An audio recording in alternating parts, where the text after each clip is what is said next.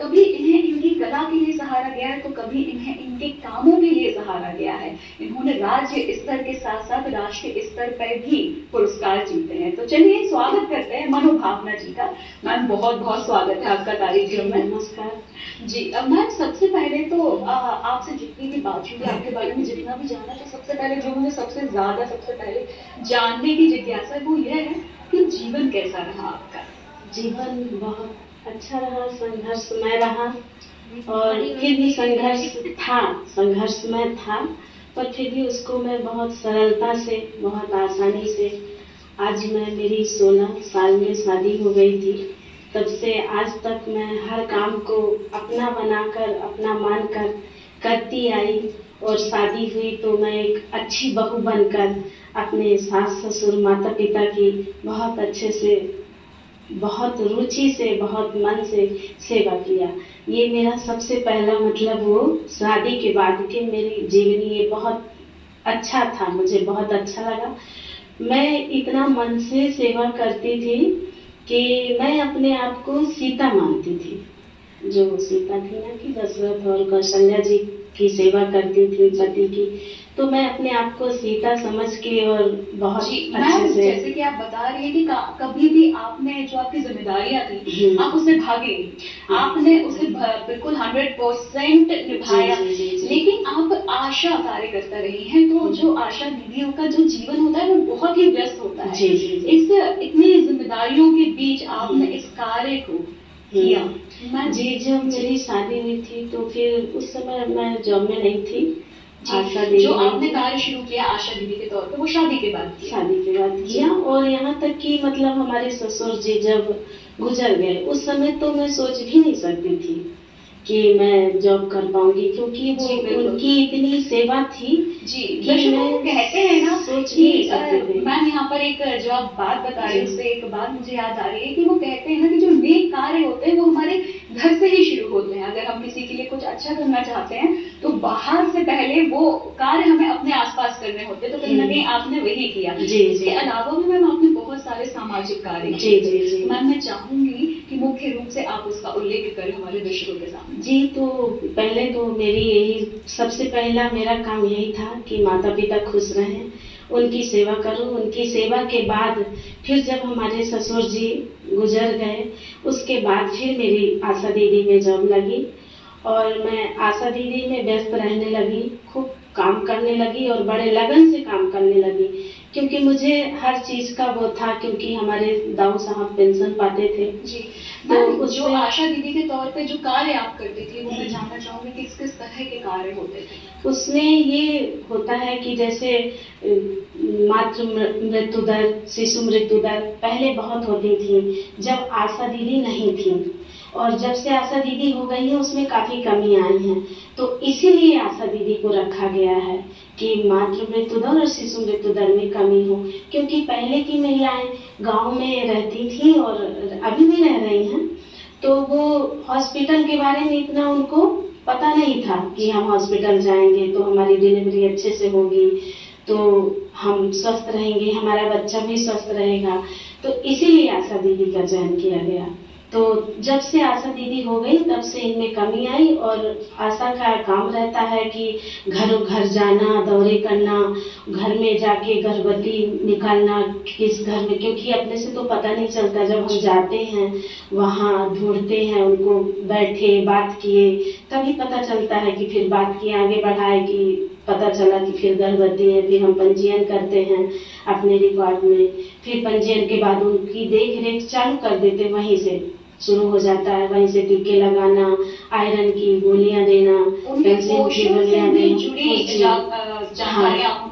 जी, पोषण से और उनकी साफ सफाई, स्वास्थ्य हर उसमें आता है। फिर हॉस्पिटल में दिखाना, माँ बच्चा स्वस्थ रहे, यही सब उसमें होता। फिर प्रसव हो साफ सुथरा हॉस्पिटल में, तो वहाँ कोई दिक्कत नहीं होती। घर में है तो क्या पहले अपने जैसे थोड़ा सा साफ सफाई का ध्यान नहीं रखती महिलाएं गांव की, इसलिए मतलब हॉस्पिटल में सब सुविधाएं रहती हैं। और फिर बच्चे को टीका लगना, माँ को टीका लगता है पहले गर्भवती में, फिर बच्चे को टीका लगना, और टीके से फिर सारी बीमारियां दूर होती हैं। मैम जो भी आप कार्य प्रतिरोध- बता रही हैं हाँ। ये आसान नहीं है, क्योंकि कहीं ना कहीं जो लोग इतने सालों से इन चीजों को अपना नहीं रहे हैं, गांव की खासतौर से अगर हम बात करें तो जी। उन्हें समझाना भी कई बार मुश्किल होता होगा। हाँ। तो ऐसी परिस्थितियों में आप कैसे उनको मना पाती हैं? क्या अरे उनको बड़े प्रेम से रखना पड़ता है दीदी। पहले तो हम जैसे गए उनके घर में बड़े अच्छे से बात करेंगे, उनका हाल समाचार पूछेंगे, जैसे कोई भी महिला हो उनके बारे में पूछें, उनके मायके के बारे में थोड़ा सा पूछ दिए, आप मायके कब से नहीं गई, आप क्या हैं, कैसी हैं, अच्छी लग रही हैं, ये वो आपकी बात अच्छी लग रही, थोड़ा सा ऐसे बोलो ना तो महिलाएं अपने ऊपर प्रभावित होने लगती हैं और उनका नंबर ले लिए, हाल समाचार पूछते रहे, भ्रमण में गए तब भी जाते रहे, मिलते रहे, तो क्या है ऐसे व्यवहारों से वो अपनी हो जाती हैं। तो वो जो अपने घर में अपने सास ससुर ननंद जेठानी को बात नहीं बता पाती, वो हमसे बताती हैं। अपनापन देना होता है। अपनापन देना होता, तो वो मतलब मुझे अपना मानने लगते हैं, तो वो जो बात अपने घर में नहीं शेयर कर पाती वो हमसे करते हैं। बिल्कुल, जैसे कि मैम मैं आपसे बातचीत कर रही हूँ तो आप जिस तरीके से मीठा मीठा बोल रही हैं, उसी तरह बघेली में मीठे मीठे आप गीत भी गाती, तो कभी ऐसा मौका भी पड़ता होगा कि जब आप लोगों के घर जाती हैं, महिलाओं के बीच बैठती हैं, तो कभी गीत संगीत से भी उनका मन आप जीत लेती हो? जी जी जी, बहुत जीता है मैंने। तो मैं क्यों ना यहाँ पे हमारे दर्शकों का भी आप मन जीते एक गीत उनको उनके लिए प्रस्तुत करके जी। क्या तो सुनाएंगे आप? तो इस समय तो अब जैसे आषाढ़ लगेगा, श्रावण आएगा, फिर झूले पड़ेंगे, है ना, श्रावण भादों में, तो झूला गीत सुना देती जी हूँ। बिल्कुल, ऋतु से संबंधित गीत हम जी। सुनवाते हैं हमारे दर्शकों के लिए। जी, तो सुनिए, झूला गीत सुना रही। सखियाँ चला चली दर्शन का, ब्रजमा झूल रहे नंदलाल। सखियाँ चला चली दर्शन का, ब्रजमा झूल रहे नंदलाल।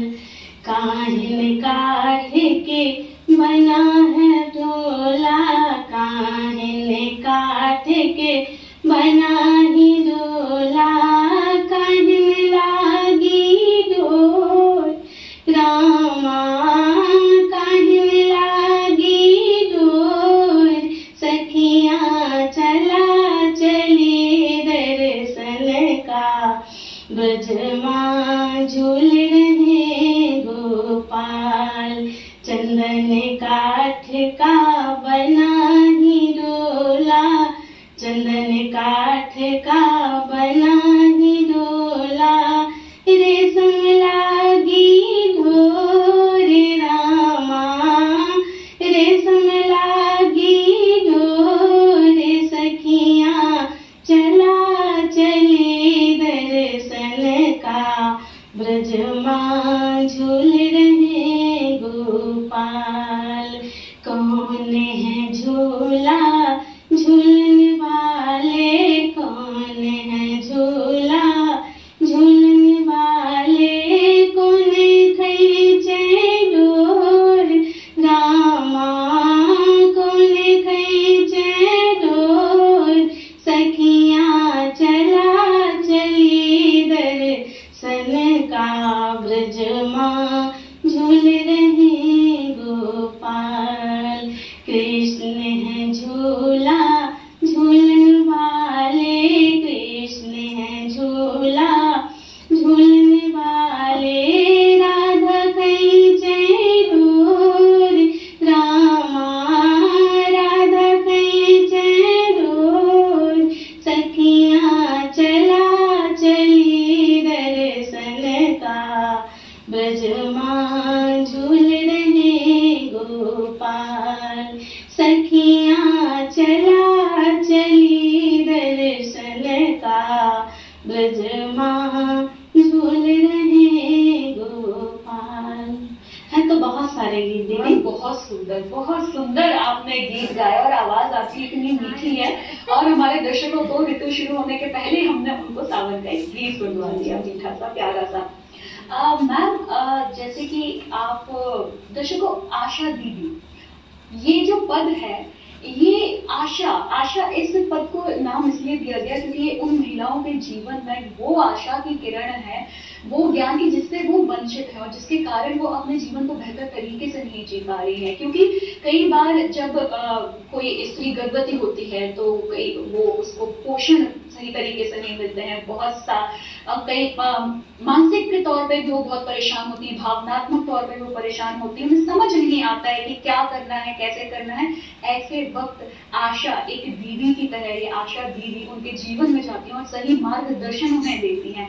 मैम, जब ऐसी परिस्थितियां आपके सामने बहुत बार आई होंगी कि जब कोई गर्भवती महिला है और आप उसके पास जा रही हो, कहीं ना कहीं भावनात्मक रूप से भी काफी परेशान है, मानसिक रूप से भी परेशान है, किसी से समझ में नहीं आ रहा होता है कि उसके साथ हो क्या रहा है। जी जी, कैसे हैंडल करते हैं आप? बिल्कुल होता है दीदी, बहुत मिलते हैं ऐसे। तो जैसे कि सास अभी भी गांव के बहुत सारे वो निभा रही हैं कि हमसे पहले खाना ना खाए बहू, और तो उसी में फिर वो बच्चा कमजोर हो जाता है गर्भ से ही, इसलिए हम जाते हैं तो उनको सासू को भी समझाते हैं। बहुत जरूरी।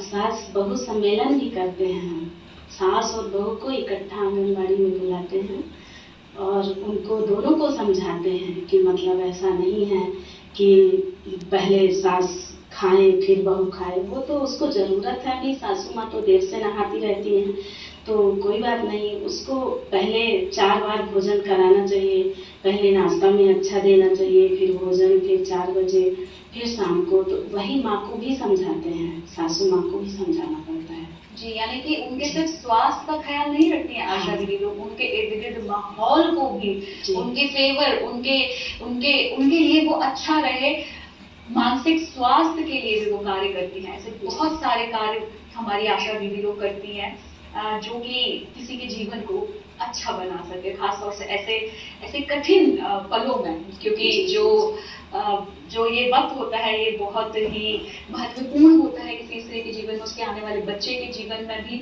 तो इसलिए ऐसे वक्त हर तरह से, यानी कि घर में रहने वाले सदस्यों को भी समझाना बेहद जरूरी है, जो कि हमारी आशा दीदी को बहुत अच्छे से पूरा करती हैं। मैम, आपके बच्चों की बात करते हैं। मैम, आपके जब बच्चे हुए तब ये कार्य भी आपने जारी रखा होगा? तब जॉब में नहीं थी मैं उस समय। जी, तो मैम मैं ये जानना चाह रही थी कि इतने, क्योंकि आशा दीदी मेरे ख्याल से जब सुबह निकलती है तो उनके लौटने का कोई वक्त नहीं होता है। जी बिल्कुल। तो और इसके साथ साथ आप बहुत सारे सामाजिक कार्य भी करती हैं, तो इतने कार्यों के बीच आपने अपने इस गायन के शौक को बरकरार रखा है, तो मैम वक्त कैसे निकालते हैं आप इसके लिए? वो जॉब करते हैं, हो गया, उसमें जाते हैं, ड्यूटी में रहते हैं, फिर जो थोड़ा सा टाइम बचता है तो उसमें भी बचता नहीं है, घर में इतना लिखना पढ़ना होता है, वही जो कार्य करते हैं उसको इतना बखूबी मेंटेन करना पड़ता है, हर चीज वो भी करते हैं। पर थोड़ा सा जो कोई महिलाएं आलसपन आ जाता है तो हम आलस नहीं किए, जो भी थोड़ा सा समय इससे निकलता नहीं, फिर भी निकाल कर अपने संगीत के क्षेत्र में बस थोड़ा सा फ्री हुए तो हारमोनियम रखे हैं और उसको प्ले करते हैं और अपने मन में। हाँ, फिर ऐसे करते करते हो गया, मैं काफ़ी सारे उसमें भी जाती हूँ, फिल्म में जाती हूँ और प्राइवेट प्रोग्राम भी होते हैं और आकाशवाणी रेडियो में भी फिर मेरा हुआ ऐसे भी। जी, और मैम एक बहुत ही आपके सराहनीय कार्य के बारे में मैं बात करना चाहूँगी, नशा मुक्ति। आप इस ओर भी काफ़ी जोर शोर से काम कर रही हैं, तो मैं आप इस बारे में हमारे दर्शकों को बताएं। नशा मुक्ति में जैसे कि लोगों का कितना ज़्यादा नशा रहता है, उसमें महिलाएं परेशान होती हैं, तो हम उनको समझाते हैं, महिलाओं को समझाते हैं, आप उनसे प्रेम से बात करिए जिससे मतलब पति नशा ना करे, आप अच्छी रहेंगी, आपका ही मतलब वो व्यवहार उन पे होता है, तो उसमें और फिर प्रचार प्रसार भी करते हैं, नशा मुक्ति गीत भी गाते हैं। तो मैम फिर वो गीत हम भी सुनना चाहेंगे ताकि जो भी हमारे दर्शक, जो भी खासतौर से वो महिलाएं देख रही हैं, तो वो भी आपसे वो गीत सीखें और अपने घर पर वो गुनगुनाएं। चलिए, गीत तो बहुत सारे हैं नशा मुक्ति पे भी, बस थोड़े थोड़े सुना रही हूँ, टाइम कम मिलेगा। जी, तो जैसे एक महिला है, कोई भी, वो अपनी पड़ोसी सखी से क्या बोलती है कि गाने के माध्यम से, सुनो पड़ोसन गुइयारी मोहि मिले शराबी सैया। सुनो पड़ोसन गुइयारी मोहि मिले शराबी सैया। मोहि मिले शराबी सैया। मोहि मिले शराबी सैया। मोहि मिले शराबी सैया। मोहि मिले शराबी सैया। सुनो पड़ोसन गुइयारी मोहि मिले शराबी सैया। सुनो पड़ोसन गुइयारी मोहि मिले शराबी सैया। सास ससुर समझावत रहिगे। सास ससुर समझावत रहिगे। हम हीन के हवाले करिगे। हम हीन के हवाले करिगे। अरे तब न माने सैयारी मोहि मिले शराबी सैया। तब न माने सैयारी मोहि मिले शराबी सैया। बहुत सारे गीत हैं दीदी ऐसे। एक छोटा सा और जी। जैसे वो समझा रही है अपने पति को, क्या कहती है? नशे की लत बेकार बलम मत पिया करो। नशे की लत बेकार बलम मत पिया करो। बलम मत पिया करो। सजन मत पिया करो। बलम मत पिया करो। सजन मत पिया करो। नशे की लत बेकार बलम मत पिया करो। और सारे हैं इसके। मैम इतना प्यारा गीत आपने इस बात को इतने प्यारे तरीके से आपने सुनाया, इतने प्यारे शब्दों में इसको ढालकर। मैम एक बात मैं जानना चाहूंगी, ये गीत आप ही लिखती हैं? जी। क्या बात है मैम, मतलब इतना प्यारा गाने के साथ आप लिखती भी इतना। मैं लिखती हूँ, अब थोड़ा बहुत करने लगी हूँ, पहले मैं लिखती नहीं थी। हमारे नरेंद्र मिश्रा जी गुरु थे, मतलब जब मैं संगीत विधा में आई तो नशा मुक्ति से ही आई। और हमारे श्री माननीय नरेंद्र मिश्रा जी स्वर्गवासी अब है नहीं, पर फिर भी उनका आशीर्वाद और उनका नाम हमारे जीवन से जुड़ गया है कि उन्हीं का आशीर्वाद है कि वही सब इसमें मुझे जोड़े हैं और मुझे लाए। वो लिखते थे जी, वो लिखते थे, गीत मुझे देते थे। फिर अब तो थोड़ा बहुत मैं भी करने लगी हूँ। मैम कभी आपने कुछ बेटियों पर लिखा, बेटियों पर कुछ गाया? बेटियों पर गाया, गीत गाया। तो बिल्कुल मैं चाहूंगी कि आपको अगर वो याद ना हो तो कुछ देर में आप उसे याद कर लें, क्योंकि वो गीत मैं जरूर चाहूंगी कोई महिलाओं पर, स्त्रियों पर, बेटियों पर वो गीत आप हमारे दर्शकों को अपनी मीठी सी आवाज में जरूर सुनाएं।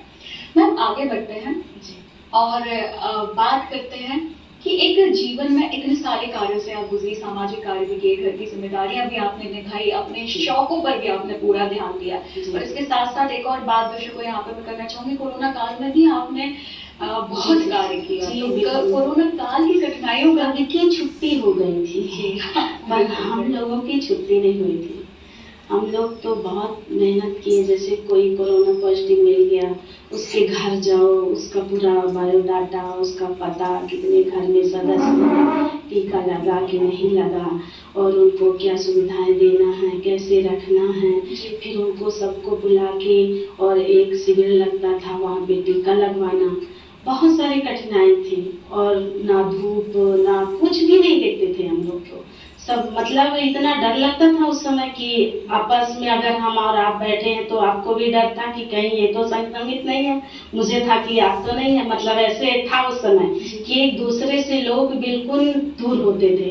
पर उस समय भी हम लोग दूर नहीं हुए, बस ग्लव्स और मास्क और झोली ली, थैली अपना उसमें दवाइयाँ और ये सब और चल लेते थे। बिल्कुल, जब हम अपने घरों से निकलने के लिए तैयार नहीं थे, जब हम किसी के पास बैठने के लिए तैयार नहीं थे, ऐसे कठिन वक्त में हमारी आशा दीदी लोगों ने घर घर जाकर उन सभी लोगों को बचाने के सारे प्रयास किए जो भी कोरोना से संक्रमित थे। मैम बिल्कुल मैम, बहुत ही ये साहस का कार्य है और उल्लेखनीय योगदान आपका रहा है कोरोना के वक्त। बिल्कुल मैम, इसी के साथ मैम क्योंकि जैसे कि हम बात कर रहे हैं, इतना व्यस्तता से भरा आपका जीवन रहा है, उतार चढ़ाव भी आपने बिल्कुल बहुत देखे होंगे, लेकिन इतने सारी चीजों से जब इंसान गुजरता है तो एक पल उसे जरूर मिलता है जब वो उसको लगता है कि बस सुकून मिल गया। तो मैम वो आपके जीवन में वो पल कौन सा रहा, कैसा रहा? मेरा ये था कि जैसे जब मेरा विवाह हुआ तो हमारे ठाकुर साहब जो थे पति जी हमारे हैं, तो वही मतलब वो पहले यही गवर्नमेंट प्रेस में जॉब करते थे, किन्हीं कारणवश वो छोड़ दिए। अब ये उनका वो है तो छोड़ दिए। फिर वो मैं जब इसमें आशा दीदी में हो रही थी, जॉब में लगी थी, तब मुझे करने भी नहीं दे रहे थे, बोले नहीं करोगे, मुझे ले लो या नौकरी ले लो। फिर भी मैं बोली कि चलिए मैं आपको ले रही हूँ, मैं नहीं करूँगी। फिर हमारी दीदी, हमारी ननद ने उन्हें समझाया कि देखो ऐसा नहीं करते। फिर हो गया, करने दिए, जॉब करने दिए मुझे। फिर जॉब के साथ साथ सास ससुर की सेवा तो थी ही, और उसके बाद फिर मैं जब मेरी सासू माँ को भी लकवा मार दिया था, तो उनकी पूरी नित्य क्रियाएं मेरे हाथ में ही थी। उनके साथ नौकरी करते करते फिर मुझे जब माता जी गुजरी तब मुझे लगा मैं कुछ खालीपन फील करने लगी कि मैं खाली हूँ, अब क्या करूँ। जैसे मेरी आदत पड़ गई थी, आदत सी हो गई थी कि मतलब जॉब भी करना, माँ की सेवा भी करना, अपने आप को खूब व्यस्त रखना। अब जब माँ जी चली गई तो मुझे खाली खाली लगने लगा, बोले मैं तो फ्री रहती हूँ, अब मैं क्या करूँ। फिर मैं संगीत, मेरा सहेली मिली, उन्हीं के माध्यम से मुझे संगीत का थोड़ा सा आसरा मिला। गांव में तो बजाती गाती रहती थी, हर महिलाएं गाती हैं, मैं भी गाती बजाती रहती थी, कोई बात नहीं।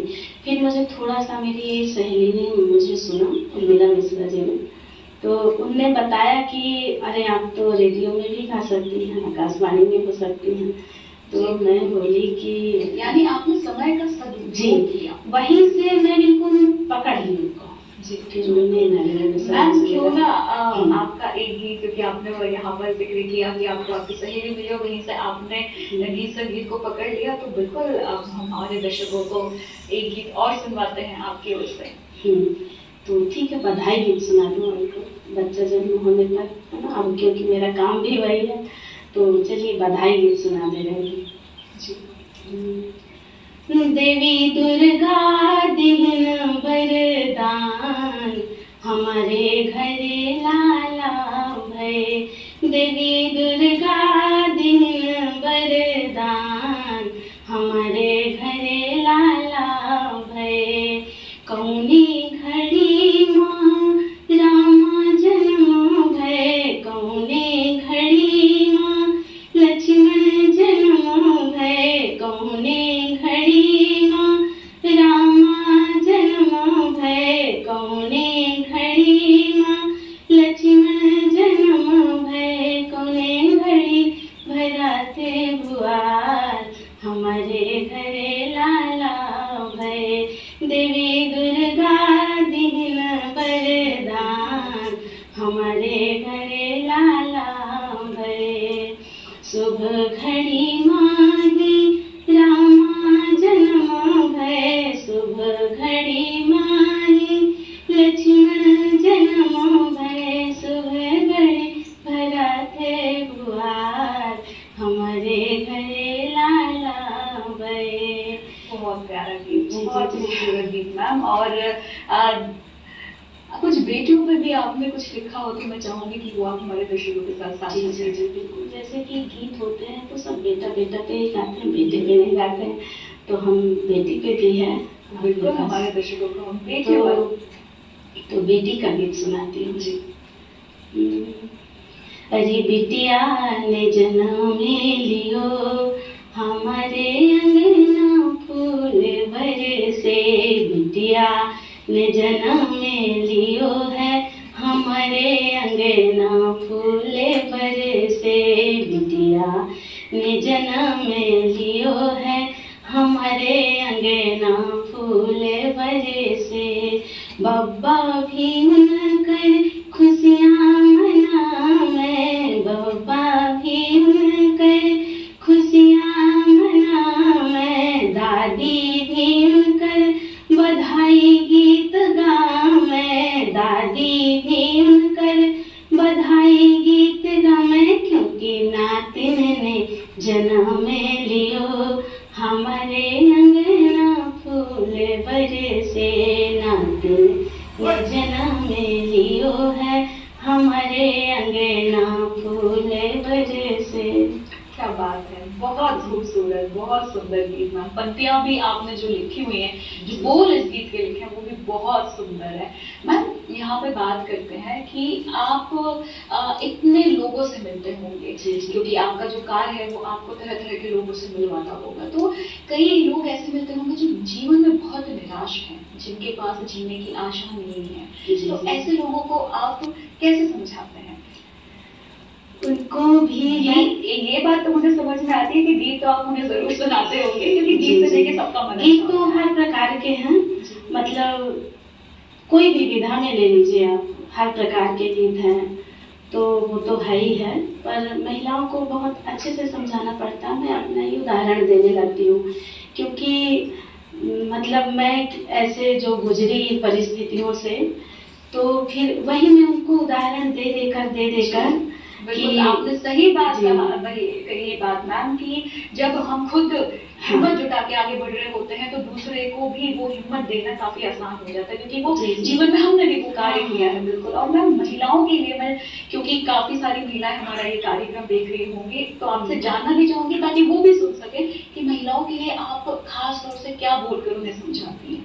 उनको यही बोलकर समझाते हैं कि मतलब वो धैर्य रखें, हर चीज में थोड़े से कष्ट के बाद सुख आता है, और बहुत अच्छा आता है।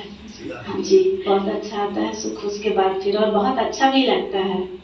थोड़ा सा घबराना नहीं चाहिए, बस धैर्यता के साथ हिम्मत रखना चाहिए और निराश नहीं होना चाहिए।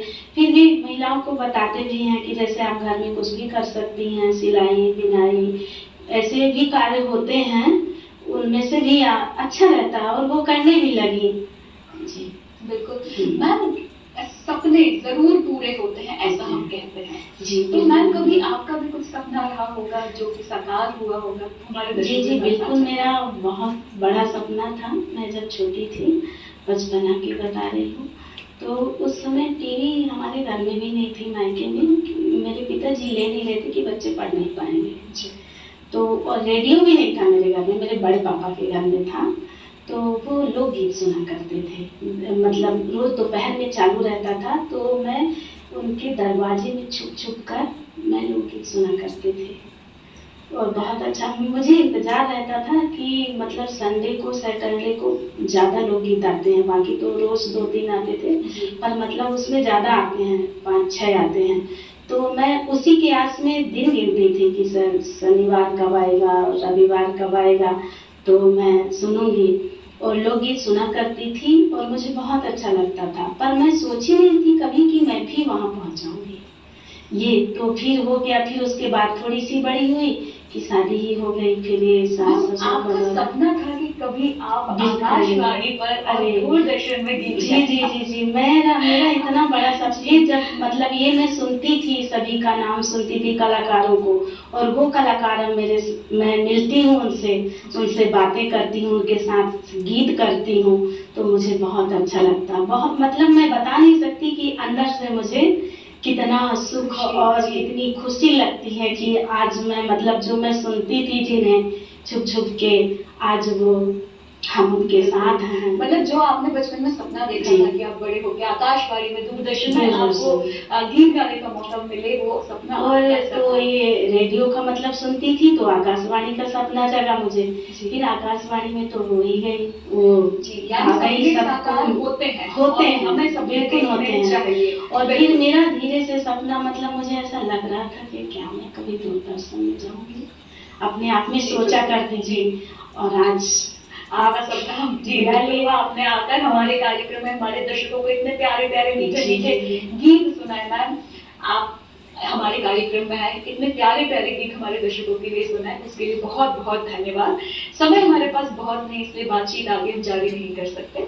तो दर्शकों, आज मनु भावना जी के जीवन से हमने ये सीखा कि कभी भी हार नहीं मानना है और सपने जरूर देखना है, क्योंकि सपने हमेशा साकार होते हैं, चाहे कितनी भी परेशानियां क्यों ना आए, जीवन कितना भी कठिन क्यों ना हो, व्यस्त क्यों ना हो, अपने सपनों की ओर हमेशा हमें बढ़ते ही रहना है। आपने और मैंने आज मनु भावना जी के जीवन से यही सीखा। उम्मीद करती हूँ कि आप जो भी हम लोगों को, मेहमानों से आपको मिलवाते हैं, आप उनसे कुछ ना कुछ जरूर सीखें, पॉजिटिव बने और अपने जीवन को बहुत अच्छे से आगे लेकर जाए। तो अब आप सभी से मैं यहाँ पे अनुमति लूंगी।